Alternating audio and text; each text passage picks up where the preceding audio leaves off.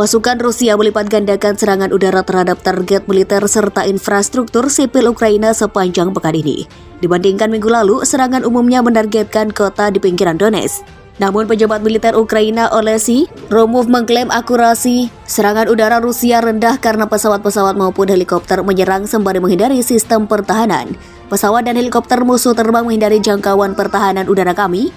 Oleh karena itu, akurasi serangan ini rendah, katanya dalam konferensi pers dikutip dari Reuters. Dia menambahkan militer Ukraina akan mengirim bantuan ke Piski, kota garis depan yang berada di pinggiran Donetsk. Wilayah itu dikuasai kelompok separatis pro-Rusia yang menjadi medan pertempuran sengit.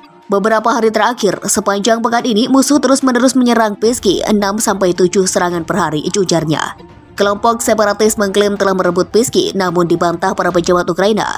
Lebih lanjut, Romov mengatakan sekitar 2.400 tentara Ukraina telah menyelesaikan latihan di Inggris dan 2.400 lainnya masih berlatih. Pemerintah akan mengirim 5.000 tentara lagi.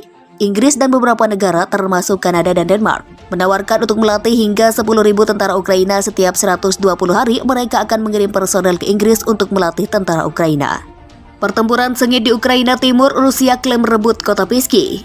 Pertempuran sengit berkecamuk di sekitar kota Piski di Ukraina Timur pada hari Kamis 11 Agustus 2022 ketika Rusia mencoba merebut sebuah wilayah industri Donbas. Seorang pejabat Republik Rakyat Donetsk yang didukung Rusia mengatakan Piski di garis depan hanya 10 km barat laut ibu kota provinsi Donetsk sudah berada di bawah kendali pasukan Rusia dan separatis. Padas di Piski, kota ini milik kami tetapi masih ada kantong-kantong perlawanan yang tersebar di utara dan baratnya, kata Daniil Besnonov di Telegram. Pejabat Ukraina membantah bahwa kota yang dijaga ketat itu kunci pertahanan Donetsk telah jatuh. Wilayah Donbas yang terdiri dari provinsi Luhansk dan Donetsk menjadi tujuan utama Moskow setelah gagal merebut ibu kota Kiev pada awal perang pada Februari. Luhansk sekarang hampir sepenuhnya berada di bawah kendali Rusia, tetapi Donetsk masih bertahan. Oleksiy Arestovich, penasehat Presiden Ukraina, mengatakan dalam sebuah wawancara yang diposting di YouTube bahwa gerakan Rusia ke Piski tidak berhasil. Kami pernah memiliki kota-kota Ukraina yang damai, sekarang kami telah didorong ke abad pertengahan. Orang-orang sekarang pergi karena mereka takut membeku di musim dingin yang akan datang, kata Gubernur Regional Luhansk, Serhiy Gaidai yang diwawancarai TV Ukraina. Ia mengatakan Rusia telah mengirim semakin banyak tentara bayaran ke wilayah tersebut, termasuk dari perusahaan keamanan swasta Wagner. Babak baru perang Ukraina, Rusia siapkan kejutan. Rusia sedang mempersiapkan tahap serangan berikutnya ke Ukraina. Moskow menyatakan pasukannya akan meningkatkan operasi militer di sebuah wilayah operasional. Ketika pengiriman senjata jarak jauh barat mulai membantu Ukraina di medan perang, roket dan rudal Rusia telah menggempur kota-kota dalam serangan yang menurut Kiev telah menewaskan puluhan orang dalam beberapa hari terakhir. Ini bukan hanya serangan rudal dari udara dan laut, kata Vadim Kibitsi, juru bicara intelijen militer Ukraina, mengutip Reuters Senin 18 Juli. Kita bisa melihat penembakan di sepanjang garis kontak di sepanjang garis depan. Ada penggunaan aktif penerbangan taktis dan helikopter serang. Jelas persiapan sekarang sedang berlangsung untuk tahap serangan berikutnya, imbuhnya. Militer Ukraina mengatakan Rusia tampaknya sedang menyusun kembali unit-unitnya untuk melakukan serangan terhadap Sloviansk, sebuah kota penting yang secara simbolis dikuasai oleh Ukraina di wilayah timur Donetsk. Sementara itu, Kementerian Pertahanan Inggris mengatakan pada hari Minggu bahwa Rusia juga memperkuat pertahanan di seluruh wilayah yang didudukinya di Ukraina Selatan setelah tekanan dari pasukan Ukraina dan janji para pemimpin Ukraina untuk mengusir Rusia. Ukraina mengatakan sedikitnya 40 orang telah tewas dalam penembakan Rusia di daerah perkotaan sejak Kamis ketika perang yang diluncurkan oleh Presiden Rusia Vladimir Putin pada 24 Februari meningkat. Serangan rudal di Vinnytsia Tengah pada hari Kamis telah menewaskan 24 orang, sementara di selatan lebih dari 50 roket Grat Rusia menghantam kota Nikopol dan di Sungai Dnipro, menewaskan 2 orang yang ditemukan di reruntuhan. Presiden Ukraina Volodymyr Zelensky mengatakan Rusia telah menggunakan lebih dari 3.000 rudal jelajah hingga saat ini dan mustahil untuk menghitung jumlah artileri dan serangan lainnya.